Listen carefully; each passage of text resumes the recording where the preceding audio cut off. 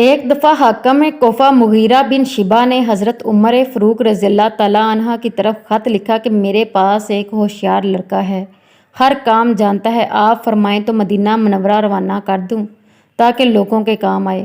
آپ نے اجازت دے دی، اس کو مدینہ منورہ بھیج دیا۔ حضرت مغیرہ بن شعبہ نے ماہوار 100 درہم ٹیکس لگا دیا۔ اس نے حضرت عمر رضی اللہ تعالیٰ عنہ کے سامنے مغیرہ رضی اللہ تعالیٰ عنہ کی شکایت کی کہ یہ ٹیکس بہت زیادہ ہے۔ حضرت عمر فاروق رضی اللہ تعالیٰ عنہ نے فرمایا کہ یہ زیادہ نہیں، اپنے مولا کے ساتھ اچھا سلوک رکھنا چاہیے۔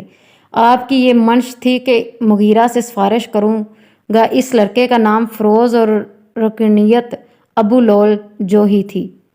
یہ حضرت مغیرہ کا غلام تھا اور وہ چکیاں وغیرہ بھی بناتا تھا۔ اس کے دل میں دشمنی بیٹھ گئی کہ میری سفارش نہ کی۔ 2-3 دن کے بعد حضرت عمر فاروق رضی اللہ تعالیٰ عنہ نے اس کو بلا کر چکی کا ذکر کیا۔ ابو لول نے کہا کہ میں تو تم کو ایسی چکی بنا کر دوں گا کہ لوگ یاد رکھیں گے۔ اس نے 2 دھاری منجر زہر تلوار آلودہ کر کے اپنے پاس لے لیا، اپنے آستین میں چھپا کر مسجد کے کونے میں بیٹھ گیا۔ اندھیرا تھا۔ حضرت عمر رضی اللہ تعالیٰ عنہ کی عادت مبارکہ تھی کہ نماز سے پہلے لوگوں کو جگاتے پھرتے تھے۔ اس لڑکے نے موقع پا کر اس خنجر سے 3 ضربیں لگا دیں۔ اس کے ساتھ 12 آدمی زخمی ہوئے، جن میں سے 6 تو شہید ہو گئے۔ حضرت عمر رضی اللہ تعالیٰ عنہ نے شکر ادا کیا کہ میری موت کسی مسلمان کے ہاتھ سے نہیں ہوئی۔ حضرت عمر رضی اللہ تعالیٰ عنہ کی ضربوں کے بعد عبد الرحمن بن عوف رضی اللہ تعالیٰ عنہ نے چھوٹی صورتیں پڑھ کر نماز پڑھائی۔ ابو لول مجموعی پر کسی عراقی نے چادر ڈال دی، چادر میں لپیٹ کر اس نے خودکشی کر لی۔ حضرت عمر کو گھر لے گئے، دوائی پلائی گئی، وہ زخموں کے راستے نکل گئی۔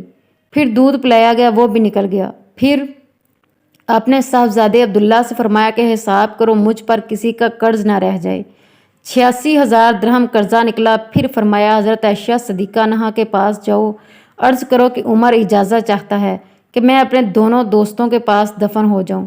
جب عبداللہ بن عمر رضی اللہ تعالیٰ عنہ نے حضرت عائشہ صدیقہ رضی اللہ تعالیٰ عنہ سے عرض کیا تو آپ نے فرمایا کہ یہ جگہ تو میں نے اپنے واسطے محفوظ رکھی تھی، لیکن آج میں اپنی جان سے حضرت عمر رضی اللہ تعالیٰ عنہ کو ترجیح دیتی ہوں، اجازت ہے۔